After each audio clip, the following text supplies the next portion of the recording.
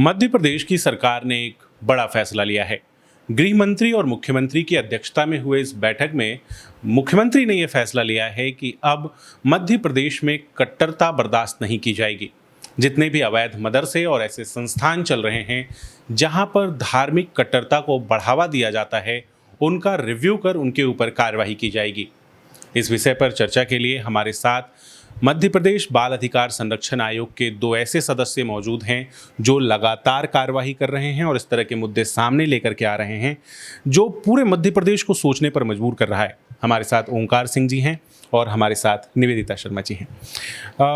सबसे पहले निवेदिता जी, अभी जब इस फैसले की बात करते हैं तो आपको क्या लगता है, ये फैसला क्या ज़रूरी था और ये किस तरीके से प्रभावित करेगा?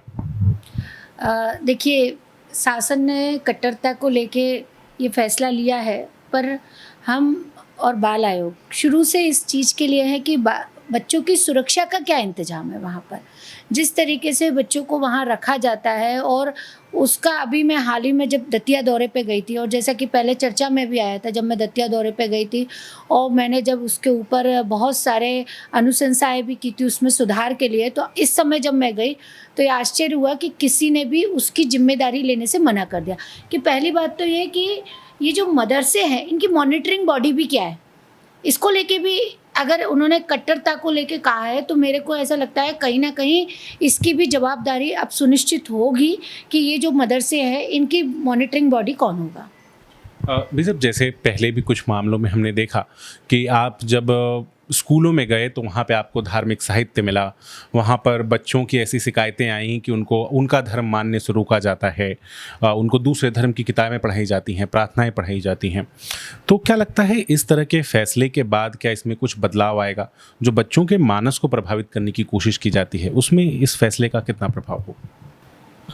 फैसले का प्रभाव पड़ेगा, क्योंकि दौरे में बहुत सारी चीज़ें ऐसी आई हैं कि जिस धर्म की संस्था है उस धर्म की संस्था के जो धर्म है बच्चों को मजबूर किया जाता है कि उस धर्म का पालन हो। जैसे कि कई संस्थाओं में चर्च हैं, चर्च में जाने की उनको स्वतंत्रता है और मजबूर भी किया जा रहा है, मगर जो उसको बच्चे का जो धर्म है वो धर्म के अनुसार अगर वो राखी पहन के आता है, रक्षा सूत्र पहन के आता है, टीका लगाता है या चोटी है उसकी, ऐसे बातों के लिए उसे मना किया जाता है। विशेषकर छात्रावास में जो अवैध छात्रावास स्कूलों में चल रहे हैं उनमें तो खुलेआम होता है, खुलेआम उनके जो छात्रावास में प्रवेश का आवेदन है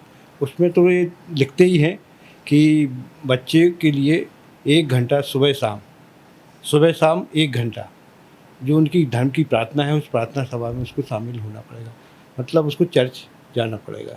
तो इससे फ़र्क तो पड़ेगा, ये रोक लगेगी। बच्चे जिस धर्म के हों उस धर्म का पालन करने के लिए वो स्वतंत्र रहें और ऐसी संस्थाओं पे लगाम लगाई जाए जो उन्हें मजबूर करते हैं अपने धर्म के पालन के लिए। आप लोगों का काम ऐसा है कि वो आपको लगातार बच्चों के बीच जाने के लिए प्रेरित करता है, आप लगातार बच्चों के बीच काम कर रहे हैं।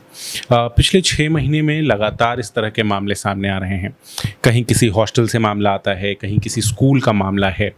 जितने मामले अब तक आप लोगों ने देखे, ऐसे कौन से मामले हैं जिन्होंने आपको सबसे ज़्यादा सोचने पर मजबूर किया, जिन मामलों ने आपको सबसे ज़्यादा डराया, या जिन मामलों की चिंता से आप आज भी सिहर जाते हैं?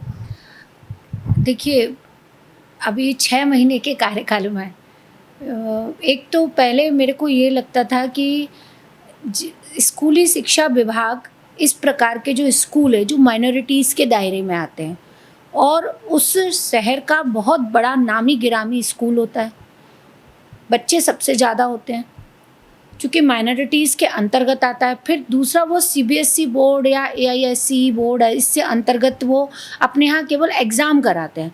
तो इस विरोधाभास के चक्कर में पहले तो वहाँ पर कोई इंस्पेक्शन करने के लिए कदम ही नहीं रखता है, ये एक पहला मुद्दा है। दूसरा मुद्दा जो अभी हाल ही में सामने आया कि शासन के सारे नियमों को ताक पर रखकर बिना मान्यता के विद्यालय कोई कैसे चला सकता है। जैसे अभी हमने डबरा के स्कूल में देखा है, आप माइनॉरिटीज़ के स्कूल में समझ में आता है, पर क्या कोई भी माइनॉरिटीज़ का स्कूल, मैं आपकी धार्मिक संस्थाओं की बात नहीं कर रही हूँ, मैं धार्मिक संस्थाएं भी रजिस्टर्ड होती है, समितियां भी रजिस्टर्ड होती है, पर क्या कोई भी स्कूल बिना मान्यता के चल सकता है क्या? और इसको बिल्कुल आपके पास 16 लेटर सरकारी विभाग ने आपको जारी किए, उसके बावजूद आपने मान्यता नहीं ली। और आज जब आपको मान्यता के लिए कहा जा रहा है, तब उस पर भी आप अपना जस्टिफिकेशन ये दे रहे हैं कि वो आरटीई के दायरे से बाहर है।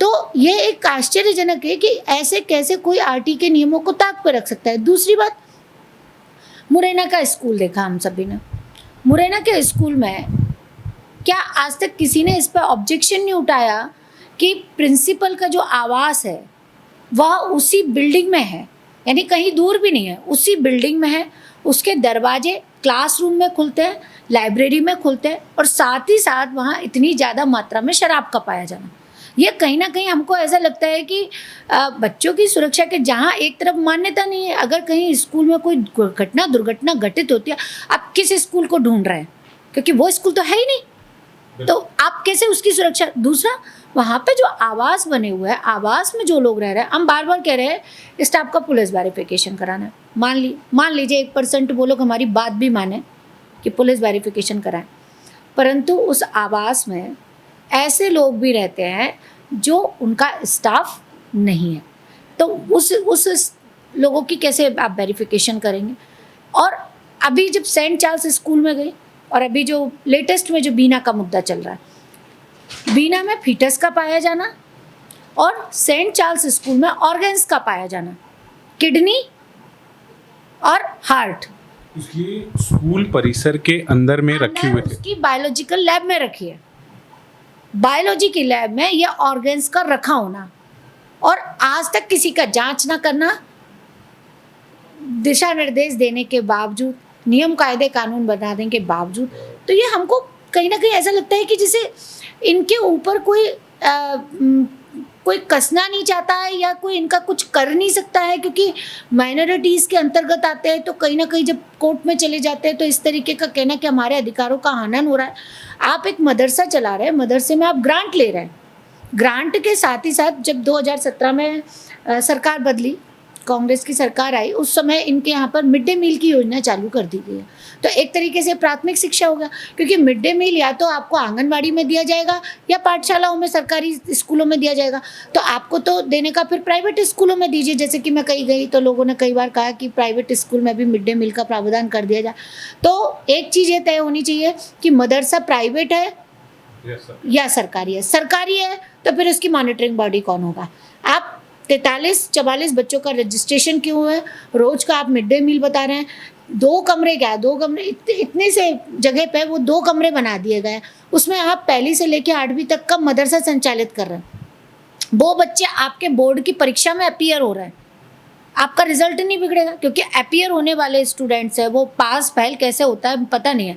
2 बच्चों का खाना बन रहा है, 43 बच्चे रजिस्टर्ड है, तो कितना बड़ा घोटाला। पाठशालाओं में समिति दे रही है मिड डे मील, तो मदरसों में भी समिति को मिड डे मील देना चाहिए। मदरसा कैसे बनाता है, मदरसे को क्यों दे दिया गया है भोजन बनाने का काम। तो ये कुछ सवाल जवाब है इस तरीके के। वहाँ का जो लिटरेचर है, तालीमुल इस्लाम जैसी किताब का वहाँ पढ़ाया जाना, मुशरिकों को जान से मार देना, हालांकि बाल आयोग इस सब में नहीं पढ़ता है, पर बच्चों के मन पे कैसा आप क्या कहते हैं तानाशाही या क्रूएल्टी का जो वातावरण बना रहे हैं कि बच्चे शुरू से हिंसक प्रवृत्ति का हो जाए। व्लादिमीर जैसी किताबों का एक अच्छे रेपुटेड स्कूलों की लाइब्रेरी में मिलना, तो कहीं ना कहीं हम सबको आश्चर्यचकित करता है कि आज तक किसी ने इस ओर देखा क्यों नहीं या ध्यान क्यों नहीं दिया।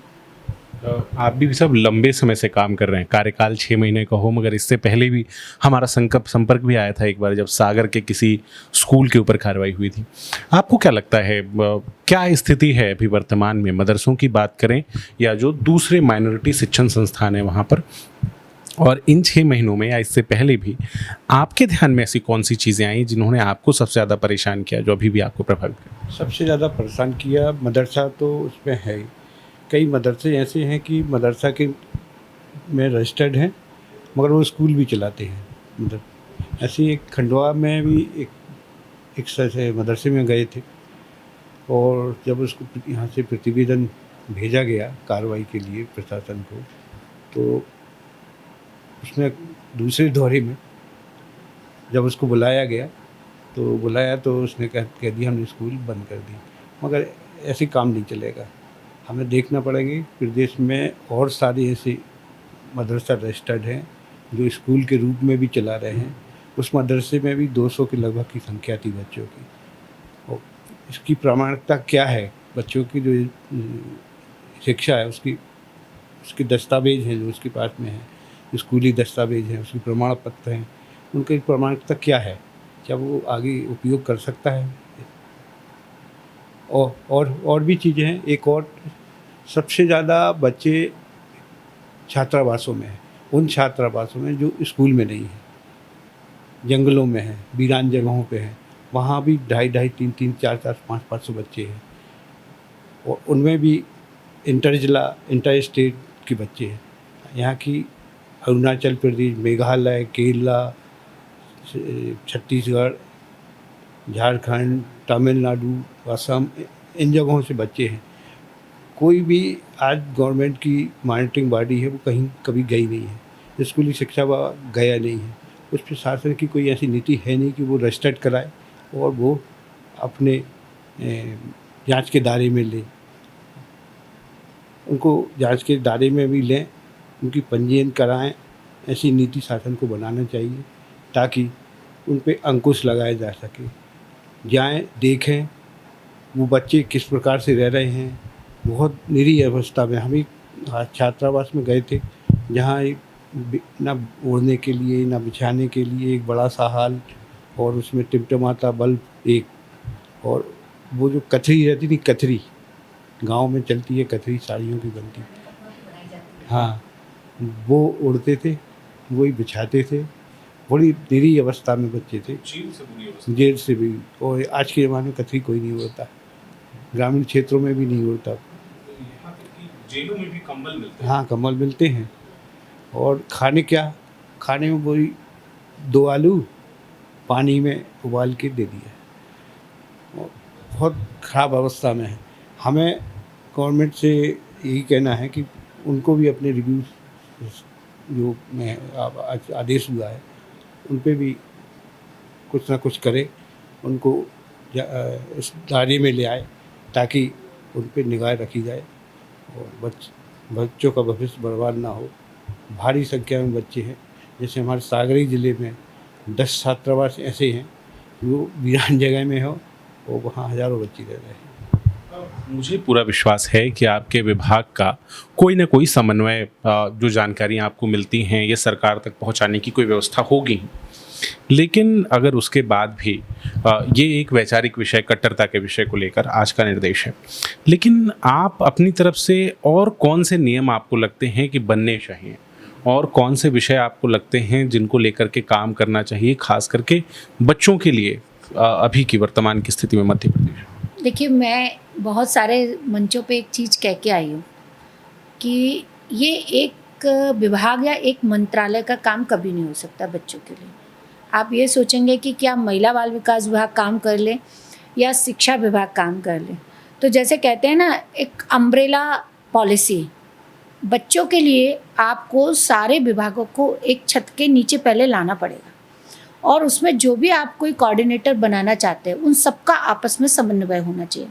क्यों? क्योंकि जब हम स्कूलों में सुरक्षा की बात करते हैं, वहाँ पर कोई क्राइम घटित हो जाता है, तो वहाँ जहाँ पर डीओ की भूमिका तो स्कूल को देखने की है, पर जब क्राइम हो जाता है तो बाल अधिकार एवं संरक्षण के जो एक्ट है, जे एक्ट वगैरह, वो सब लागू हो जाता है। तो वो लागू होता है तो वहाँ पर महिला बाल विकास विभाग इन्वॉल्व हो जाता है, क्योंकि CWC इन्वॉल्व हो जाती है। जब हम लेबर की बात करते हैं तो वहाँ चाइल्ड लेबर डिपार्टमेंट आ जाता है। जब हम उसके चिकित्सा की बात करेंगे तो चिकित्सा आ जाता है। पुलिस की बात करते हैं तो SJPU यूनिट उसमें शामिल हो जाता है। तो ऐसे जो सारे विभाग हैं, इनकी एक अम्ब्रेला पॉलिसी बननी चाहिए पहले तो, कि बच्चों को लेके हम तय क्या कर रहे हैं। अगर मदरसा है तो अल्पसंख्यक है ना, अल्पसंख्यक में से भी किसी एक व्यक्ति को केवल और केवल बच्चों के लिए ही नियुक्त करना चाहिए। अब अल्पसंख्यक का मतलब ये नहीं है ना कि आपको अगर स्कूल खोलने के लिए दे दिया गया है, आपको अगर मदरसा खोलने के लिए दे दिया गया तो आप कुछ तो भी करेंगे। इसका कहीं ना कहीं तो कोई लेखा जोखा होना चाहिए। जैसे उन्होंने कहा अभी क्या छात्रावास चल रहे हैं, अब छात्रावास चलते कैसे हैं? छात्रावास ऐसे चलते हैं कि हम लोग गए स्कूल में, अब हम बोल रहे हैं कि 3 मंजिल की जो इमारत बनी है स्कूल में, ये किस लिए बनी है? स्कूल है ना ये तो, आपका आवासीय विद्यालय तो है नहीं, ठीक है। आपने कहीं ऐसा प्रावधान नहीं कर रखा आपने लॉज में, कि आपने बायलॉज में कि कहीं पर आप जो शिक्षक हैं उनको आप रेजिडेंशियल देने वाले हैं या एकोमोडेशन देने वाले हैं, तो फिर उस 3 मंजिला इमारत की आवश्यकता क्या है? अगर आवश्यकता है तो क्या उसकी निगरानी नहीं होनी चाहिए? क्योंकि उनको जानकारी थी इसलिए चले गए, तो छात्रावास पकड़ेगा। तो इन्हें जो इस तरीके की जो बिल्डिंग्स बनी हुई हैं और जिनको ये कह दिया जाता है कि ये विद्यालय की ज़मीन नहीं है, तो विद्यालय की ज़मीन नहीं है तो फिर किसकी ज़मीन है? तो अब इसका काम किसका होगा? ये तो फिर आपके उसका काम हो गया रेवेन्यू का, जहाँ से आपको रजिस्ट्री होगी, डाइवर्जन होगा, नक्शा पास होगा, तो फिर वो सारी जानकारियाँ निकालनी पड़ेगी। हम लोगों के हाथ वहाँ पर आपके बंध जाते हैं जहाँ पर ये कह दिया जाता है कि ये तो हमारा आवास है, ठीक है आवास है। हमने कहा हम जाके देख लेते, तो किसका आवास है? महिलाओं का आवास है, ठीक है कोई बात नहीं, तो महिला सदस्य चली जाती है अंदर, जाके देख तो ले एक बार। भाई मेरे बच्चों का प्रश्न है ना, आपके यहाँ लगभग 3900 बच्चे अगर पढ़ रहे हैं, और अगर मैं ये कह रही हूँ कि एक मान लीजिए कोई अगर कहीं पर एक छोटा सा घर भी बनाया जाता है और अगर कि उसका कोई दस्तावेज ना हो तो वो अवैध ही है ना। तो अगर वो नक्शे में पास नहीं है, जमीन है स्कूल की, और अगर उसका निर्माण है तो वो अवैध निर्माण है। अवैध निर्माण के अंदर अवैध गतिविधियां भी संचालित हो सकती है। तो एक महिला सदस्य को भी उसके अंदर जाने से रोक देना। चलिए आज हमको रोक दिया, अब तो शासन के संज्ञान में है, तो ये किसका काम है उस बिल्डिंग के अंदर जाके ये देखना कि उसके अंदर चल क्या रहा है? अगर हम इसकी जांच पड़ताल नहीं कर सकते, तो इसलिए मैंने कहा ना, सारे विभागों की जिम्मेदारी है। आप ऑर्फन जब हम डबरा के स्कूल में पहुंचे तो वो वहाँ नया निर्माण हो रहा है। अब नया निर्माण हो रहा है तो क्या निर्माण हो रहा है? पहले उन्होंने बोला चर्च बन रहा है, फिर जब हमने नक्शा देखा तो उसको स्पिरिचुअल सेंटर कह दिया गया है। फिर उसके बाद में क्या बन रहा है? साथ में ऑर्फनेज बन रहा है। खुद एसडीएम के सामने ये चीज़ सामने आई कि आपको ऑर्फनेज बनाने की परमिशन किसने दी? आप कह रहे हैं नगर निगम ने दी। क्या नगर निगम आपको अनाथ आश्रम बनाने की परमिशन देगा क्या? अनाथ आश्रम तो आप आज के समय में जैसे पहले चलते थे अब नहीं चलते हैं। अनाथ आश्रम के लिए आपको जेजे एक्ट के अंतर्गत रजिस्टर्ड होना पड़ता है। फिर आप उसके लिए अगर बच्चों का चलाना चाहते हैं तो शिशु गृह खोलते हैं, बाल गृह या बालिका गृह चलाना चाहते हैं तो फिर वो आगे की प्रक्रिया है। बड़े बच्चों के लिए 6 साल तक के लिए शिशु गृह। तो इन सब का मॉनिटरिंग तो तभी होगा ना जब भाई आपके पास अगर कोई कह रहा है ऑर्फनेज की परमिशन आ रही है, तो ऑर्फनेज की परमिशन कोई नगर निगम कैसे दे सकता है? तो इसीलिए मैं ये बोल रही हूँ कि बच्चों के मामले में बड़ा सेंसिटिव होके सारे विभागों को एक छत के नीचे बैठ के एक अम्ब्रेला पॉलिसी बनानी ही चाहिए, कि जिससे उस पॉलिसीज़ का जितनी भी आयोग में चले या महिला बाल विकास विभाग में चले, चाइल्ड लेबर डिपार्टमेंट में चले, चिकित्सा विभाग में चले, उन सबका लाभ उन बच्चों तक कैसे पहुँचाया जाए सुरक्षा के साथ। एक विषय तो ये हो गया, और कोई विषय आप जोड़ना चाहेंगे जिसके ऊपर कहा? जोड़ना चाहेंगे, एक तो ज़मीन का विषय भी देखना चाहिए। इनके पास में भारी संख्या में ज़मीनें हैं। हमारे सागरई में 640 एकड़ ज़मीन है। ऐसी ज़मीन डबरा में भी निकली थी। हमें ये भी देखना चाहिए कि स्कूल प्राइमेसेस में अगर उनका चर्च बना है तो चर्च को भी हटाना चाहिए, कि सबसे ज़्यादा बच्चे जो धर्मांतरित हो रहे हैं वो चर्च के माध्यम ही से हो रहे हैं। क्यों? क्योंकि बच्चे तो अबोध हैं, उनमें इतनी समझ नहीं है, और फिर हमारा जो हिंदू धर्म है वो बाकी धर्म है इतना मास ऐसा, हाँ, तो बच्चे चले जाते हैं और वहाँ बच्चे के बच्चे मनसा, उनका जो मतांतर बदलने की प्रक्रिया है वहीं से चालू होती है। दूसरा, फीस का भी देखना चाहिए। फीस का पैसा भारी संख्या में मिल रहा है। कई जगह तो हमने 20-20, 22-22 करोड़ रुपया साल का फीस का पैसा देखा है। वो पैसा कहाँ जा रहा है? अभी तक तो विदेशों से पैसा आता था, अब हमें ये देखना चाहिए जो स्कूल में जो फीस का पैसा आ रहा है वो विदेश तो नहीं जा रहा, या उनके धर्मांतरण कार्यों में उपयोग तो नहीं हो रहा है। ऐसी एक NCPCI की रिपोर्ट है, उसमें से साबित हुआ है कि स्कूल की फीस का पैसा बच्चों का वो धर्मांतरण में लगाया जा रहा है, चर्च बन रहे हैं। डबरा के स्कूल पे तो वही है, शासकीय ज़मीन में अतिक्रमण करके एक पहाड़ी को पूरा काट के उसमें चर्च बन रहा था। गवर्नमेंट अगर इतना सब करना चाह रही है तो ये भी पता लगाए, अगर के पास अधिक गवर्नमेंट की ज़मीन है जो उसके उपयोग में भी नहीं है, वो ज़मीन उनको अधिकृत करना चाहिए शासन को, और फीस का पैसा कम से कम स्कूल में लगे, अगर कहीं और लग रहा है तो रोकना चाहिए। वो शासन को अपने कब्जे में वो पैसा भी लेना चाहिए। इसमें एक चीज़ और है, अभी जैसे स्कूलों पे कार्रवाई हो रही है तो पेरेंट्स तो चाहते हैं कि हमारे बच्चे वहीं पढ़े, क्योंकि इंग्लिश का बहुत बड़ा हवा बन गया है इस समय। पर क्या कभी कोई किसी बच्चे से ये पूछता है कि वो कहाँ पढ़ना चाहता है? सेंट पीटर स्कूल में एक मामला था कि इंग्लिश ना बोलने वाले बच्चों के गले में जो सीडी होती है, पुरानी कॉम्पैक्ट टाइप की जो सीडीज आती है, तो उसमें एक फ़ोटो लगा दिया जाता है उल्लू का और गधे का, और एक नीचे तख्ती लगा दी जाती है, आई एम डंकी। बच्चा ह्यूमिलिएट हो रहा है, बच्चे ने शिकायत, अंग्रेजी नहीं बोली, बच्चा ह्यूमिलिएट हो रहा है, बच्चा उस चीज़ को सफ़र कर रहा है। पेरेंट्स उस चीज़ के उसके मनोविज्ञान को नहीं समझ सकते कि 40 बच्चों की क्लास में उस बच्चे पे क्या गुजर रही होगी, केवल इसलिए कि वो इंग्लिश नहीं बोल पा रहा। फिर भले टॉप मोस्ट का लेवल का वो टॉपर बच्चा होगा, बहुत इंटेलिजेंट बच्चा होगा, क्या उसके कारण उसकी प्रतिभाओं का हनन नहीं हो रहा होगा? ये क्रूएल्टी के अंतर्गत नहीं आता। जब इसकी शिकायत की गई है तो बड़े उससे पेरेंट्स से एक लेटर ले लिया गया है। किन पेरेंट्स ने दिया? जिनके बच्चे इंग्लिश बोल सकते, जो अच्छे घरों से आते हैं। चूँकि डबरा एक कस्बा है, मैं बहुत परिचित हूँ उस जगह से, वहाँ ज़्यादातर जो बच्चे आते हैं उनके पेरेंट्स पढ़े लिखे नहीं हैं, तो उनको तो पता भी नहीं है। क्योंकि जिस बच्चे के साथ हुआ उस बच्चे के पेरेंट्स को छोड़ के आपने बाकी पेरेंट्स से लिखवा लिया कि हमारे बच्चे के साथ इंग्लिश पढ़ाने के लिए आप जो भी कुछ उपाय करेंगे हमको मंजूर। क्या ये सही है? पेरेंट्स को भी क्या अधिकार है इस बात की अनुमति देने का? यही मैं कह रही हूँ। किससे लिखवाया? जिनके बच्चे इंटेलिजेंट है, जिनके घरों में वो सारा वातावरण मौजूद है, या जिसके बच्चे को अभी तक सजा नहीं दी गई है। क्या उस बच्चे के उस पॉइंट ऑफ व्यू से कभी किसी ने भी ये सोचा कि वो किस उससे गुजर रहा है? और क्या इंग्लिश ना आने के कारण किसी बच्चे को आप इतना सफ़र करवाएंगे? पर क्यों नहीं हमारे शिक्षा विभाग ने उस पर कार्रवाई की? कोर्ट तक वो केस गया, हमने तो उसकी फाइल भी देखी है, पर क्या निकला? कुछ नहीं, वो बंद हो गया, मामला बंद, क्योंकि समझौता हो गया। पर समझौता किसने किया? क्या समझौता बच्चे ने किया? परिवार वालों के ऊपर भी इतना दबाव होगा, पूरे सिस्टम का, स्कूल का, उनका जो अपना नेटवर्क है इतना बड़ा। नहीं, इसमें मैं फिर कह रही हूँ ना, दो कैटेगरी है। एक वो बच्चा है जो सफ़र कर रहा है और उसका परिवार है, और एक वो बच्चे हैं जो अपने बच्चे को केवल और केवल कंपटीशन की दौड़ में भेजना चाहते हैं, और उनको पता है कि उनका बच्चा तो कवर कर लेगा। मैं कहूँगी तो मेरा बच्चा कवर कर लेगा, इंग्लिश बोल सकता है।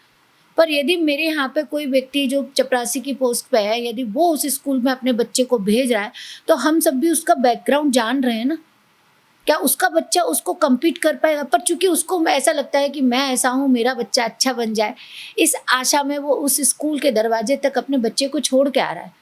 पर इन ऐसे स्कूल, ये सारे स्कूल एक नहीं है, जितने भी स्कूलों को अभी हम सब लोग गए हैं, जितने भी ऐसे स्कूल हैं, ये मिशनरीज के हैं और इंग्लिश पढ़ाने वाले स्कूल हैं, इन्होंने, हमारे यहाँ तो कोई बच्चा ऐसा आता ही नहीं है जो हिंदी बोले। ऐसा संभव है? भारत में रह रहे तो ऊपर से मध्य प्रदेश में। हाँ, आप लाइब्रेरी में रखे हुए हैं, लिटरेचर रखे हुए हैं, लिटरेचर में मैंने बोला कि इसमें हिंदी का लिटरेचर, तो कुछ छोटी मोटी किताबें रखी हैं, पर हिंदी इंग्लिश के लिटरेचर को किसी दूसरे के दृष्टिकोण से पढ़ना और भारत के दृष्टिकोण से पढ़ना, दोनों में अंतर है। अगर मैं भारत के बारे में पढ़ना चाहूँगी तो अगर मैं विवेकानंद की दृष्टि से देखूँगी तो एक अलग भारत दिखेगा मुझे। पर अगर मैं कोई कहे कि अगर दूसरे फॉरेन राइटर की नज़र से देखोगे तो एक अलग भारत मिलेगा। तो मैंने इतना ही कहा, इंग्लिश लिटरेचर में भी भारत के कितने आपके राइटर्स हैं, स्वामी विवेकानंद है, अरविंदो हैं, रविंद्रनाथ टैगोर है। क्या ये जो एक अपने देश के साथ जो लगाव का भाव पैदा करने वाला है, ये भी इन स्कूलों में कहीं नज़र नहीं आता है। बड़ी बेचैनी सी होती है वहाँ जाके कि क्या वास्तव में हम यहाँ पर रह रहे हैं क्या, आपके वो क्या कहते हैं रोमियो जूलियट की कहानियाँ ये सब वहाँ रखी हुई हैं, तो कोई शकुंतला की कहानी को भी पढ़ा दीजिए, पढ़ा सकते हैं ना हम। तो ये एक थोड़ा सा लगता है कि पृष्ठभूमि आप किस चीज़ की तैयार कर रहे हैं? क्या पृष्ठभूमि इस भारत देश की तैयार कर रहे हैं या क्या आप पाश्चात्य संस्कृति की पृष्ठभूमि तैयार कर रहे हैं? हमको कोई दिक्कत नहीं, आप पढ़ाइए, कुछ भी पढ़ाइए, पर वो पढ़ाइए जो बच्चे को इस देश से जोड़ के रखे हमेशा। अभी अभी उत्तर प्रदेश की सरकार ने अपने सिलेबस में चेंजेस किए हैं। उम्मीद है आने वाले समय में कुछ ऐसा मध्य प्रदेश में भी देखने को मिले। लेकिन कभी टीआरपी के दबाव में, कभी विवादों में पड़ने से बचने के लिए और कभी अलग अलग तरह के दबावों के कारण बहुत सारी खबरें, बहुत सारी बातें, इस तरह की गंभीर बातें आप तक नहीं पहुंच पाती हैं। इस तरह के विषयों से लगातार जुड़े रहने के लिए हमारे चैनल को सब्सक्राइब कर लीजिए। हम इस तरह के गंभीर मुद्दे आपके बीच लेकर लगातार आते रहते हैं। इसके साथ ही आप फेसबुक, ट्विटर और इंस्टाग्राम पर भी हमसे जुड़ सकते हैं। आपका बहुत बहुत धन्यवाद। और धन्यवाद आप दोनों का जिन्होंने हमसे इतनी लंबी चर्चा की, अपना इतना समय दिया। और धन्यवाद आपका उस काम के लिए जो आप लगातार बिना थके, बिना रुके कर रहे हैं। उम्मीद है इसका कुछ अच्छा परिणाम बहुत जल्दी देखने को मिलेगा। आपका बहुत बहुत धन्यवाद। लगातार जुड़े रहने के लिए आयुध को सब्सक्राइब जरूर करें।